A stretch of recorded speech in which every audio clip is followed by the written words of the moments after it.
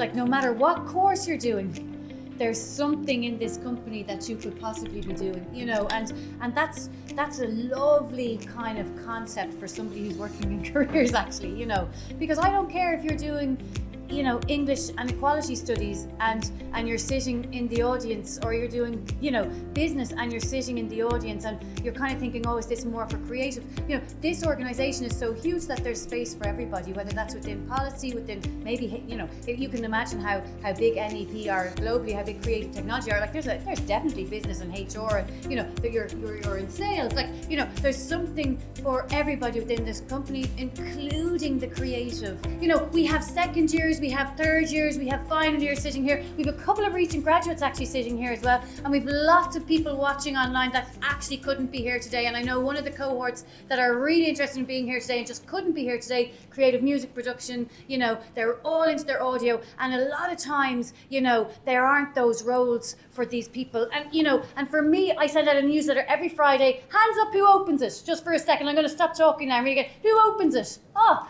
like 4 lecturers put up their hands. Thanks for that. You know, but you know, and you know, there were Dara, thanks. You know, the camera person is coming out behind the camera, going, me too. Look, and I know for creatives, is it as easy to put jobs there as it is for psychology, for business? No, but there is definitely something there for you, and so open it. You know, scroll through. I say every week, stop at what interests you. I know it's long. Think about the number of courses we have in this college. It's on a sway document. It's nice that we put effort into it. Read it, you know. Because this is the type of company that I love, because they have so many jobs for so many people that are in my cohorts. And I just want to, you know, so just where I started was, we have second years, third years, final years, recent graduates sitting here, and they're sitting here and they're looking at you and going, yeah, great, love the company, love what you're doing, nice for you having the job, isn't it? Nice for you. How do I get there? What is it that I need to do in order to get there? And maybe even before we even get into what those opportunities are, what was your journey, guys? You know. Can I just say, Don, just as a spin-off of that, the reason that we have a graduate program is the company has been very successful getting to where we are now. But to go to the next level, we need you guys. Like, it's not going to be sustained on me or Tony, for example. Like, we need the next cohort. We need disruptors. We need people that are going to stop and say, what would that look like if I did something different? What we need the ideas. That's where our industry is based on that. That's what the company is based on. So we didn't have experiential content a couple of years ago. Experiential is now one of the fastest growing aspects in the audio-visual market, and one of the most exciting as well. So that's what we're looking for. That's why we're here. There's opportunities there. We're sitting on the launch pad of Cape Canaveral, and the rocket is ready to be loaded up with you guys. And as to where I love the analogy. I love that. Can I just say as to where that goes is up to you. Can I just say, there are a few quotes that I will be taking out of these sessions and putting them on posters around the college. Watch out for them, and that's one of them, right? So there you go. Tony, you got that one. I'm done. In the college in IADT. Jason, you knocked it out of the park. Okay. If we go on the front of the building there. Oh, maybe on the front of the building, we'll see. I don't know, can I promise you that? I mean, they like their logos here, you know. Well, can I just say, like when I started, when I was in college, when I went to DCU and I did communication studies and majored in radio, and when I came out of college, I didn't even know my industry existed. Like talks like this, I hope will be very useful in opening people's eyes to what's actually out there, you know, so that when you're going out into the market and looking for work, that there'll be something. Obviously, the grad program will filter into the industry nice and seamlessly, but that didn't exist when like 20 odd years ago when I graduated, you know. So I went into telecoms and I did a 9 to 5, and I was going, surely there's something better than this out there, you know. And it was just by chance that somebody pointed me at an ad in the paper, and it was for an audiovisual technician job, and I took it up. And so at the time, the industry was in its fledgling, really. It wasn't as advanced as it is now, and it certainly didn't have the opportunities that's there now for career and career progression in the industry, you know. So now the live events audiovisual industry is a really proper grown-up industry now.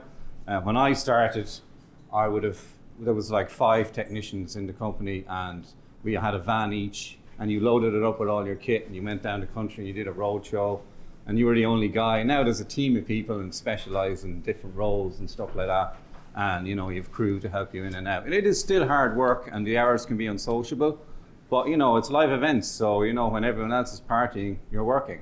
But at the same time, if you enjoy what you do, and everyone who works in my industry do, then you will, as you said yourself, you'll never work a day in your life, you know. So, yeah, so that was kind of my journey. So you'll advance then once you, from a technician, you start as a graduate technician, get all your training, and most of it, to be honest, is on the job. You know, you can look at all the courses and get all the instruction you want online or in a classroom or whatever, but you really have to just get out there and get your hands on the equipment and put it all together. And that's how you get your experience. That's how you figure out how to fault find and troubleshoot, and even interacting with people and customers and all that on site. You know, that's actually some of the fun of it. You know, is meeting new people every day. You're in different venues every day. You know, so it's never the same faces and the same four walls that you go into. That's one of the reasons why I enjoyed it. You know, it was such a difference from telecoms, where I went to the same building every day, you know, and the same faces and all that kind of stuff, 9 to 5. You know, it's very different from that. You know, and that's if you don't like routine, it's the business for you. You know. Thank you so much for that. That was a really good insight into both your journey and what the company do. So thanks so much.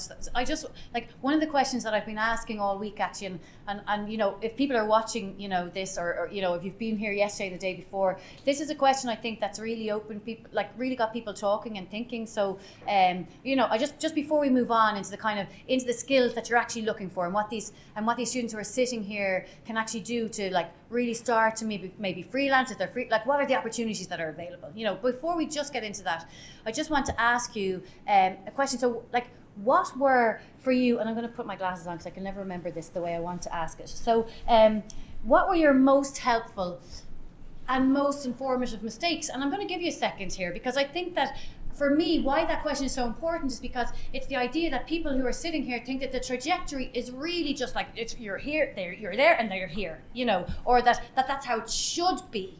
And really, sometimes it's from your mistakes that you actually find where it is that you need to be, right? So what were your most helpful or most informative mistakes? And that starts anywhere. So whoever wants to jump in on that, you know, do jump in, and then we'll go and we'll, you know.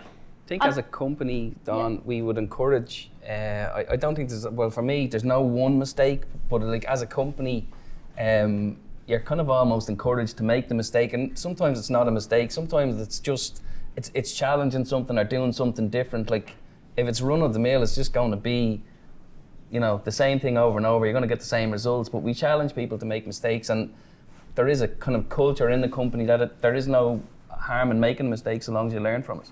And we tend to do that very, very well. If we do something on an event, or we do something on a, you know, in a creative process, or we do something on a systems integration project, and we make a mistake, we rectify the mistake very quickly. We learn from it and we move on from it. That's what you're trying to do. Is learn from mistakes. And Absolutely. I suppose, and I can see that that's the company, and that's innovation, right? And that's creativity, and that's where your company are steeped.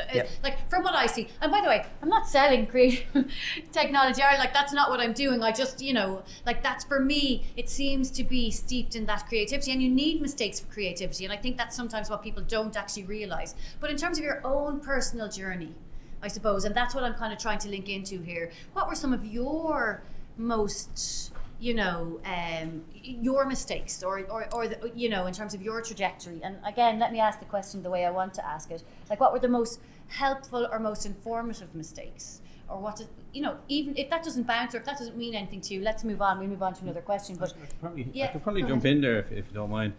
I think one of the biggest mistakes you can make is pigeonhole yourself too early in your career. So you come out of uni and go, I just want to be that person. I'm pretty sure that's what I want to do. But actually, and I think a lot of our grads, when they joined the company, possibly had preconceptions of where they wanted to be, and then went in and got exposed to all the different types of roles you can do within the company, within the various pillars, and go, oh, actually, I thought it was that, but I really think that's for me now. And that's really played out with our 8 graduates. In our first graduate program. Our 8 graduates, you know, some of them decided they were adamant they were doing sound or whatever, right? but then come in and actually, I really like video, I actually think I really want to be a creative producer, you know. So I think one of the things is to keep an open mind about where you want your career to go in, you know, because as I said, when I started, I hadn't a clue really, to be honest. I didn't even know the industry existed. So there you go, like you just never know, especially at your age when you're graduating. It's all out there for you now, and now more than ever. So I think that's probably one of the pitfalls, is maybe just to decide too early that you're this thing, and not maybe keep an open mind as to the other opportunities that are out there. You may enjoy more even, you know. I think I'm so with you, because actually, like when you pigeonhole, or when you hang on too tightly to one thing and you pigeonhole yourself there, you miss then all of the opportunities that might bring you to an amazing place earlier. You know, you miss the opportunities because you're hanging on so tightly to this. You don't even see them; they fly by. And you know, had you just opened your eyes and said, "Well, actually, it could be this," but it might, you know, it could be rather than it should be. And sometimes it's only changing 2 letters. Take out the should, and I'd say that to everybody. If you've got the word should in your vocabulary, please do me a favor and replace it with could, because that opens up options. Should is like this, should be doing that, should be doing this. Could is completely different. It allows you to breathe, right? So, you know, and that's not to say that you have to kill everybody now who tells you should do something, right? So, you know, don't take it out and do that. Everybody gets to, you know, do whatever, but you can do that for yourself to create some space. So I love that. I love that idea that you're actually stop trying to decide right now what it is that you're going to be doing in your future. You know, and we had a great session with another company during the week, and they were like, 5 years ago my job didn't exist. And I know I said this yesterday, so sorry for those of you who were here yesterday. You know, this, you know, here now I'm doing a job that 5 years ago, that I didn't know I would be doing, and I don't know what my job is going to be in 5 years. And that's the industry you're in, right? That's where you are. I would also like to say, I graduated from BizCom here in 2020, and so I was applying to jobs completely in that sector. I was like, I just want to do graphic design. That's all I'm going to do, and it's all I want to do. Obviously, with the pandemic, that became increasingly difficult, and there was nothing really going. So when I actually read the scope of what was going on in CT, when I came across the grad program, I really didn't understand a lot of it. I had no idea what a lot of it was, but there was a creative element to it, and I just thought, if I don't get anything else, at least this is another application, and I got it. It's the best thing that I could have done. I learned so much. I got to do stuff that I didn't even realize was a career that you could go into.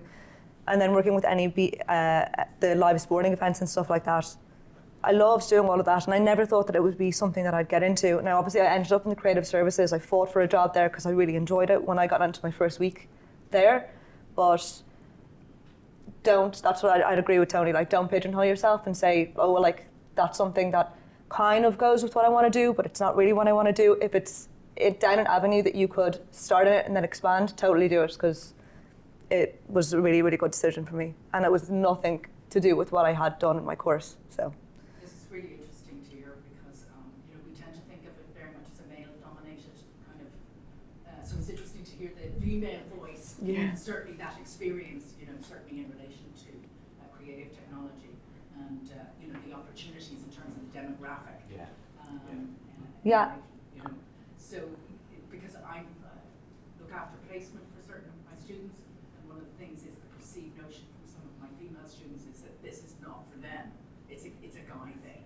And I want to kind of try and change that up and change that around. So what would you say? What would you say to? And it's so funny because both Ellie and Claudia here are IADT graduates, right? So so what would you say to somebody who says this is a guy thing then? Like, what would your message be to somebody that this is a guy thing? Couldn't be more wrong. No. And not with our company. Some of the best and most creative brains and some of the best technicians, some of the best people we have, and we would absolutely be lost, and there would be no point in us opening the door in the morning if they weren't there. And it's a really inclusive industry as well. Like, a lot of the times when I was on the sporting events, yes, there would be more men on the day than women, just by nature, but everyone was so, especially for the graduates, like, there's not one person I ever met who wasn't like, let me show you how to do this, or come and jump on this, or like things that I'll probably never do again in my life, but they were more than willing to teach you, to show you. Like, everyone in NEP and CT is just so welcoming, especially in the team that I'm in now. Like, my boss, Jeff, who's not here today, but he has just given me opportunity after opportunity. So it's never been a thing like being a woman on a day of a job or anything where I felt, God, this is an industry that's so male dominated and I don't feel comfortable here. It's just everyone kind of, it's neither here nor there. Can I just say, just as you're talking there, all I can think about is, it's not Claudia. Is it? It is. Oh, it is, yeah, sorry. Oh, God, okay. It's So, not? yeah, sorry, keep going. I was like, I thought I got your name wrong. It's kind of a thing that I have in my own house. So, yeah, no, so that's brilliant. So it's like, you know, so what you're finding is that not only is okay, so there are more men there, you know, and definitely that's noticeable, but that doesn't mean that it's not an inclusive environment and that everybody isn't pushing you to kind of succeed in what it is that you want to do. Yeah, and teaching totally. you things that you don't even need to know for your job. So you're getting to actually try out other things that are outside your job as well. Yeah. Okay. Yeah. Okay, phenomenal. So tell me then, you know, because again, we have first years, second years, third, you know, graduates sitting here. What are the key skills that you're looking for? So any of you, what are the key skills when you're working with people? And I know, Ellie, you're at the start of this piece, right? You know, you graduated last year, right? Was it the year before? Graduated, yeah. You haven't graduated yet. Coming back. Oh, sorry. We'd like Yes, to keep. that's We'd true, like to keep actually. Ellie, if that's okay. Okay, so Ellie is like, yeah, you've been adopted already and you haven't graduated yet. Sorry, that's actually, I think I knew that as She well. already has a job. You already, yeah, okay. So you know, so you will have some idea. Sorry, go ahead. Yes. Yes. Okay. So. Okay, yeah. So okay. So we'll talk about the placements in a second. Okay. So what is it that you're seeing that, you know, in Ellie then, because you want her, she's got a job if she wants it. You know, what is it Ellie did that you are kind of going, yeah, that was it. That, you know, this is why we want Ellie. And maybe, and I don't mean to be put her on the spot either. Yeah. You know, maybe like it's more general than that. You know. So to take her out of the. It's great of the spot. ideas. I mean, the ideas that are coming that like, I'm not saying we're dinosaurs, but as I say to you, we need the kind of new thinking, the disruptors, and Ellie is one of those, and Claudia would be the same. We learn more off, you know, those guys than we could possibly generate ourselves, and it's the kind of, it's new attitudes, and it's new media. It's like TikTok and Instagram and all of this kind of, these kind of skills that we need. It's a new approach. It's hard working, you know, it's determined. You can see the determination to see a project through from start to finish. It's a willingness to get stuck in. It's kind of having the kind of, I guess, nerve to kind of, and the strength to put your own ideas forward in the right way and kind of argue your case. And, you know, you chose something and the guys say, yeah, don't really like that, but they'll give you another angle or they'll give you something else. So it's kind of it's identifying problems, but it's coming up with solutions as well. So. Okay. Is there anything else that, you know, that you want to add to that? What are the key skills you're looking for, or what do you notice about the, you know, what is it that kind of makes someone stand out? And yeah, sorry, go ahead. I just say be as eager as possible in any job or any placement. Like, ask questions. I think when people kind of see that you're really interested in a certain part, even if there's like not a job position there or anything going for that, like making connections to come back to down the line, being open, like people kind of gravitate towards that. I mean, it worked for me. So yeah, I just think keep an open mind completely. And that's, I think in most jobs, it's more just people skills than anything above all else. I mean, your skills that you learn in college are really important, but don't be afraid to just ask for someone's number, or even networking, meet someone for a coffee, things like that, and just kind of get that going, and it'll stand to you. So this kind of trajectory that you have, where you see people that they'll come in and then they'll go to different departments and they'll do different things. Is that kind of a normal kind of thing for you guys? Is that something that's kind of that happens? It does, yeah. People move around. Like, we had one of the first person in our creative services department, before it even was its own department, was a guy called Cormac, and he's one of our senior content producers now. And Cormac started with us, maybe 10, 12 years ago in Viva Stadium. So he was a technician, and he was going around helping set up all the different rooms, but he was also a coordinator, so he would meet the clients that Aviva had coming in, put together their bookings, send them their quotes, and then maybe go down and set up something small, or instruct the crew coming in about how to set up the room according to the way he expected for the client and stuff like that. And then he kind of intimated that he had a keen interest in, he was putting some basic show reels together and stuff like that. We're like, hang on, there's a real talent here in this direction. Maybe you should explore that a bit more. And we bought like the software for him and Adobe Premiere Suite and all that kind of stuff, and got him set up. And actually, now he's one of our senior creative producers, and the clients absolutely love his work. And he's done some of our most, I suppose, landmark jobs that we've done, where we have produced the content and put in the equipment to display the content. Because Cormac is unique, and Claudia will be the same, because she worked out in the field setting up screens and all that. You understand how it works. So like LED particularly, it's all bespoke resolutions and all that kind of stuff. So Cormac knew how it should be configured, so you can design the content then relative to how it's going to be displayed, you know. So sometimes you're working with external companies, content producer, they don't really get how the new formats and the bespoke resolutions work. Cormac did, and he just migrated then from the live events side over to the creative services side, you know. So if we do see someone or someone express an interest in moving, yeah, of course we'll encourage that and try and facilitate it where we can, you know. Yeah. So look, I'm going to get to a point where I'm going to throw it over to you for questions. So I want you to start thinking about what your questions would be now. You know, if you've got questions that you want to ask, you know, now is the time. You know, you have the guys here, and we're probably going to, you know, if you're on go for lunch after this, maybe. So, you know, if that's something that you can do today, so we will do that. But you know, this is your opportunity now. There isn't any question that is a stupid question. I know your lectures tell you that all the time, but like, this is really one of those moments. So you get to use that. So I'm going to let you percolate on that for a minute while I ask kind of one of my final questions, I suppose, which is, you know, if you were to give some advice to the people that you see sitting in front of you, remembering they're from all years, some are about to graduate, some are in second year, some are in third year, you know, and you know, so I have two questions actually, so I lied, I have two. We have about 3 or 4 minutes, so I have two questions. The first is, how did they gain a foothold? If they're in second year, so if someone's sitting here in second year now, what are the opportunities? Is there freelancing stuff going on? Is there like are there opportunities there? Or are you looking for people who are graduating to go in the graduate program? Or what does an opportunity look like for you? The graduate program itself is quite obvious. The opportunities are there, and the two girls are living proof of that. But I would say to anybody, if you're kind of seeing your path going in a particular direction, you're in second year, if it's motion graphics, if it's photography, if it's audio, is start to research it, start to get stuck into it in the background, start to kind of develop your own projects, your own work, start to build your portfolio, kind of make your connections.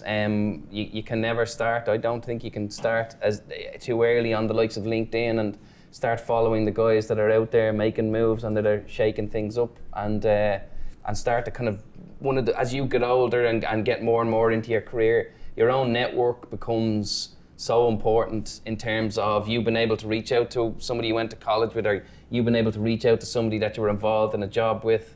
So I would say start building your network, start kind of trying to get an understanding as to what you like and to where you want to go, and align yourself with if you align yourself with good people, you'll end up in a good place.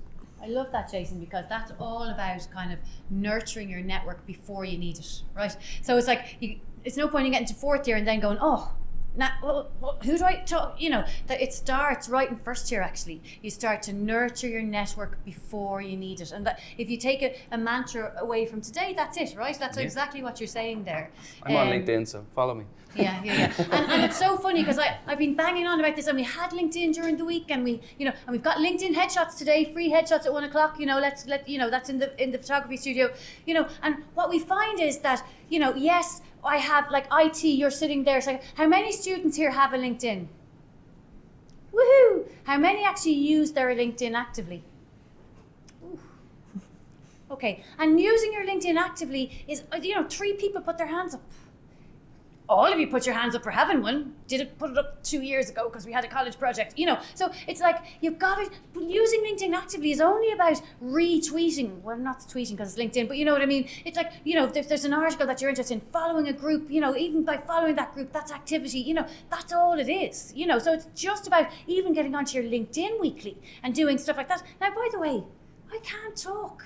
I'm exactly the same. I let it go as well. But if you know, I'm not looking to be out there and networking with organizations in the way that you are right now. So you've got to start to say, like, strategically, what is it that I need to do? And what we find that the creatives in the room, where are your LinkedIn profiles? A lot of times you don't have them because I'm a creative.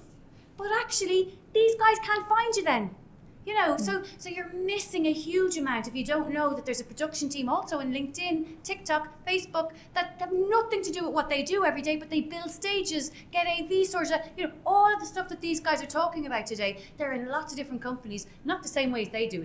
That's their expertise. They will go in and help those companies to set up those departments. Right? So it's not the same way that they do it, but you know, there are opportunities out there that you don't know about. I'm going to stop banging on now and let the guys talk, because there's one more question that I want to know, and from each of you I would love to know this, and you've got one sentence to answer it, and maybe Ellie will give you a little bit more than one sentence, right? Okay, so what is it that would be your key piece of advice? One sentence, and Ellie gets a little bit more because we're giving her a little bit more leeway. To the people who are sitting here, because these two were sitting here a couple of years ago in exactly the same spot as you're sitting, and now look, they're sitting right in front of you talking about their experiences. So what is it that would be your key piece of advice? And then we're going to go over to ask you if you got any questions. You just have to be a bit cheeky. Like, you're not going to get anything if you don't try. Okay. So like, I didn't even know what I wanted to do. I didn't know if I wanted to do marketing. Even this year I was like, oh, I might like leave, I don't know. But then I just started emailing everyone and anyone, and then Graham, who is Commercial director. he got back to me and he just explained everything, and I loved it. So you just have to try, because I had it in my head that I was just going to go into something in beauty. I mean, Yeah. the same. You just kind of have to put your foot in the door and hope for the Okay. best.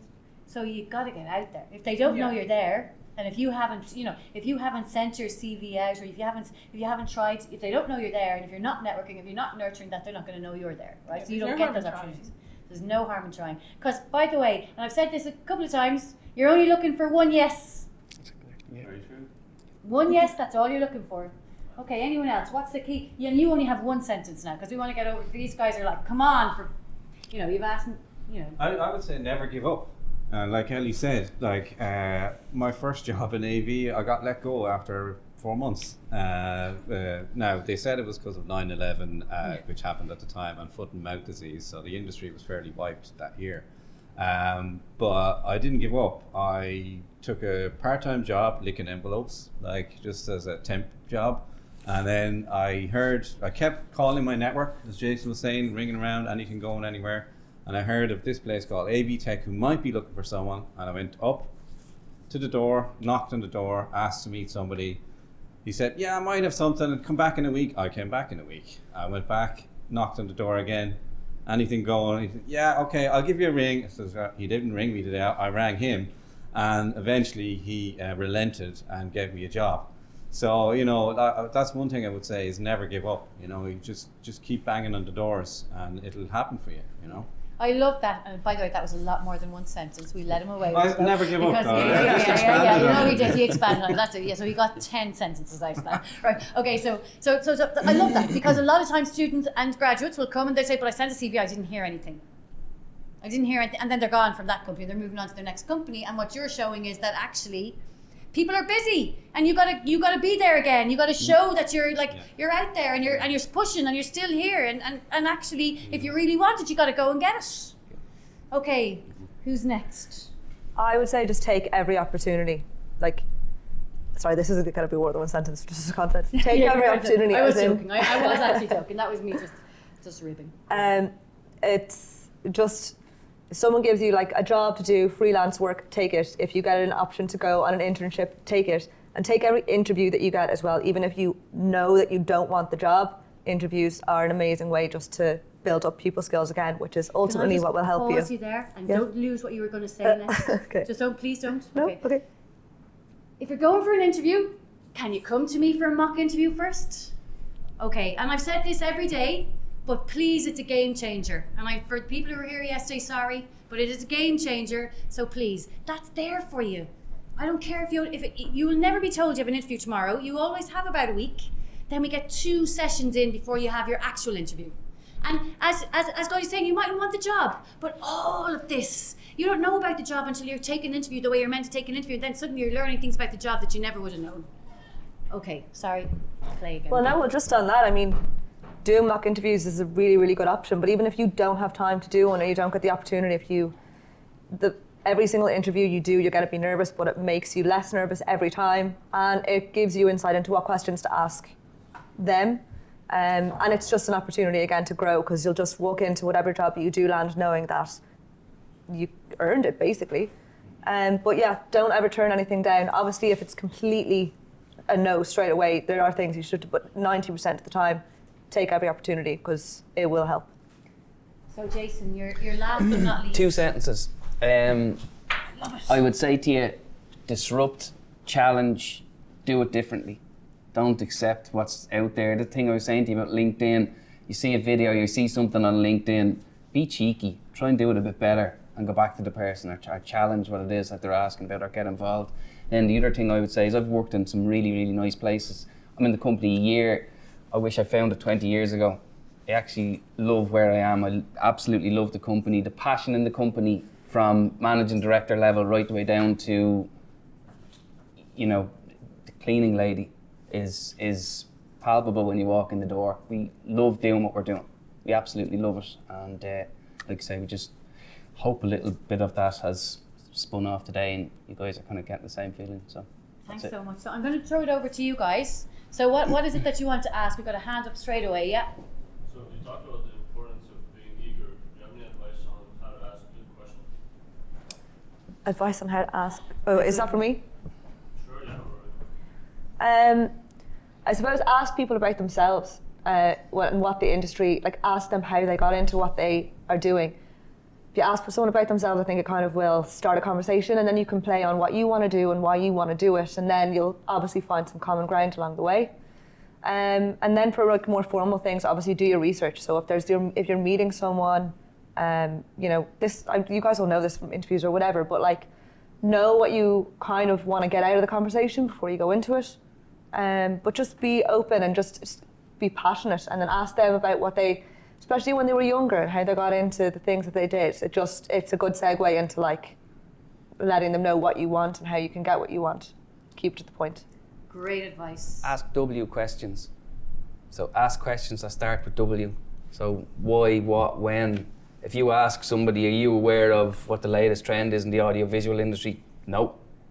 What's your opinion on the latest experiential that's running in the RDS? Somebody will give you their opinion on it, and that's what gives you the insight. Great advice again. Brilliant. Any other questions? Rob. Thanks a lot for coming. I'm just really interested in your talk with Jason about the experience. And I'm kind of looking at the younger generation. I'm thinking they're not going to sit in the cinema, or I can call them Fortnite generation, Even my own kids, couldn't get them to watch Indiana Jones and the Temple of Doom. They wouldn't sit still for it. Yeah. They want to be in it. Yep. And I was really interested in what you're talking there about experience, and like Van Gogh. Yep. And where was that going? And instead of going to the cinema, would we go to somewhere and do other things rather than be passive?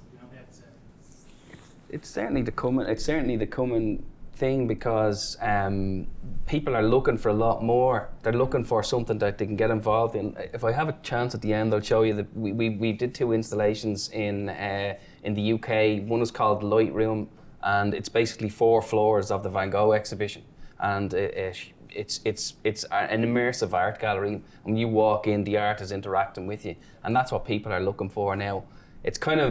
It's a funny one, because the technology is catching up now.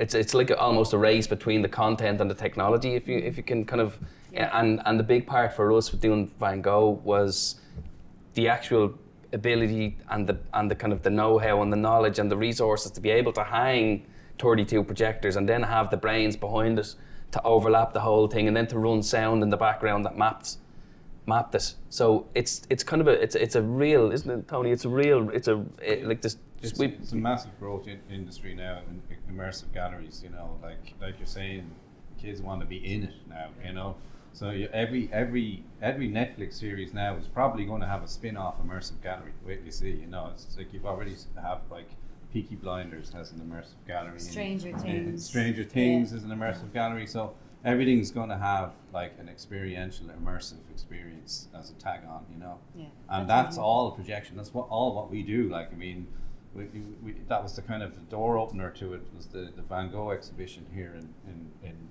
in Dublin in the RDS, and like that is just going to continue that trend, you know. And it's funny the way that happens, because there would be a school of thought that was thinking projection is dead or projection is dying, and a lot of what we're doing is building LED walls. So they're basically giant jigsaws with LED, and then you put the content up onto it. But you can't use LED to do that kind of projection stuff. So it's almost a rebirth, and projector manufacturers are coming back now. And it's you know, there's as I said to you, it's real race, and projectors are being dusted off the shelf because they're back in action. You know? Yeah. Like projection mapping was a huge trend for a while. Like, and we got in on that really early. Like we did the launch of the Nissan Leaf actually, and that was our first projection mapping job.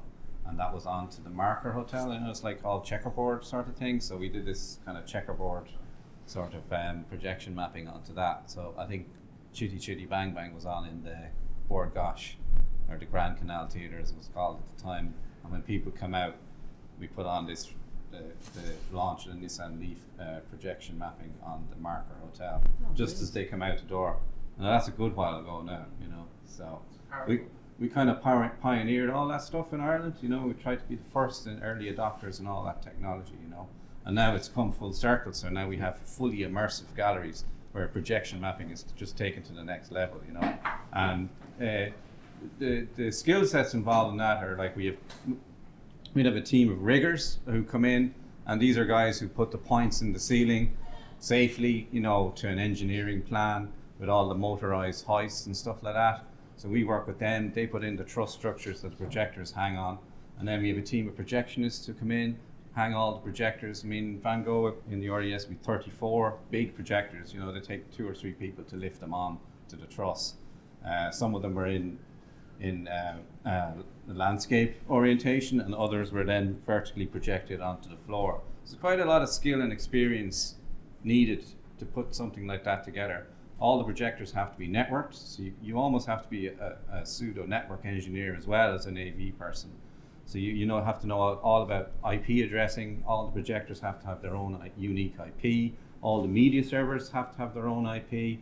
You control them all with one central control laptop or PC, and they all have to be overlapped then using the projection mapping software. So you'll get a rough plan done and show the projectors, and then you have to individually map them and edge blend them and make sure that the light levels match up on the overlap of all the projectors. So it's a really, really complex job, and it's a really skilled job, you know. So, and we had a team of about 10 working on that for like 7 or 8 days just to get that all right, you know. And there was always tweaks to be made, you know, because projectors are subject to physical conditions. They heat up, they cool down, lenses contract and expand, a slight movement. So a millimeter movement up there is like, you know, 300 millimeters on the floor by the time the lens projects the light. So, you know, you have all those kind of factors to that work against you when you're doing these kind of projects. And then there's the audio system to design as well. Yeah.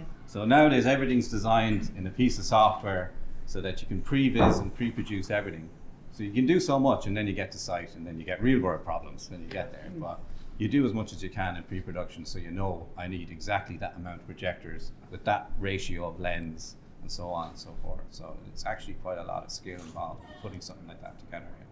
So I'm just conscious that it's coming up to time now, and it's probably a little bit over time, so sorry. And I know some of you will have lectures to get to and all of that kind of thing. So maybe if we could ask if there were one or two more questions. Is there anybody got a burning question? Yeah, go ahead. And I'll come back to you then. And that's, yeah, okay, perfect. Yeah, so I was just wondering if you guys are offering like summer internships or placements for undergrads. Good question. It depends. Like, yeah, we tend to go quieter in the summer because summertime you get into festival season and stuff like that. So we definitely look at it. But I think really what we want to try and promote is the graduate program itself, because I think that's the best way to get a foothold into the industry, and move on from there. Well, I think I just heard a keep knocking Yeah, thing out of that Keep in answer. touch. Listen, there's always there's always opportunities for people to join up. So if that gets you 3 months experience or 2 months experience or 2 weeks, that'll always help. Okay, and you were going to ask, sorry. Yeah, so I just wanted to know like the main technologies and software that you guys use for the projection Well, a lot of the manufacturers have their own projection mapping software. So if you're using Panasonic, they use they have their own proprietary software. It's built into the projectors, and you control it with their own software. I think the media servers have projection calcs built into them. So, like, for example, what was called Disguise or D3 now, it's a media server brand. They have we did all the previs for that in the Disguise software itself. I actually think they have a free offline watermarked version of that, so you can actually pre-build shows in D3 offline editor. And so is there somewhere that people can go if they wanted to research the technologies that you use at the moment, or the technologies that you're kind of basing? Is there somewhere that they can see these are the technologies that we use? Is that on your website, or is there somewhere that they can find that? So because a lot of students here do want to go above and beyond and do want to kind of do that, get into, is there free stuff that I can look at, so before I go into my interview I'm actually going, well, no, I've never trained in it, but I have been on and I know that, and it's very like a software that I have used, or are there places that they can go to see what technologies that you're using? Is that a difficult thing to do? There's tons and tons of freelance AV professional forums on Facebook and LinkedIn and stuff like that, and all the manufacturers like Panasonic Business is one to go on to. They have all their products. We have loads of their products. Panasonic Business is one of the, just Google that and you'll see all their products and the various different switchers that they provide and all that kind of stuff. And if you go on to YouTube, there's tons of tutorials. Like loads of the freelancers now educate themselves with YouTube tutorials. If there's a new piece of software, usually it's just an extension of the kit that they're already familiar with, so it's just like, well, what new features has it got and how does it work? And there's really good YouTube channels from all the manufacturers now. I spent half my life on YouTube. Yeah, exactly. Okay, so if there's one more burning question, has someone got a burning question that we'll give you a chance to ask it now? I think we might be done. They're done. It's like a bowl of popping popcorn, actually. It's like, when's the final pop? Oh, and then you leave it in 1 minute too long and it burns, that way. So and sometimes the hand just suddenly goes up and goes, thank you so much for being here. Can I just say that, for 4 of you to be here, that's no small feat for an organization to send 4 people here to travel out to IADT, to be here for the day, for the amount of time that you're going to be here, and to give us all of the learning that we've just got from you, and to allow us as well to film it. And you didn't know that until today. They were meant to get an email 3 days ago, and and so we just threw a lot of things at you today, and thank you very much. We really appreciate you being here. Thanks Ellie, thanks Claudia, thanks Jason, and thanks Tony. Look, and for everybody who's watching this at home, I think you've probably got a lot out of this as well. And we might just say thanks. Thanks very much.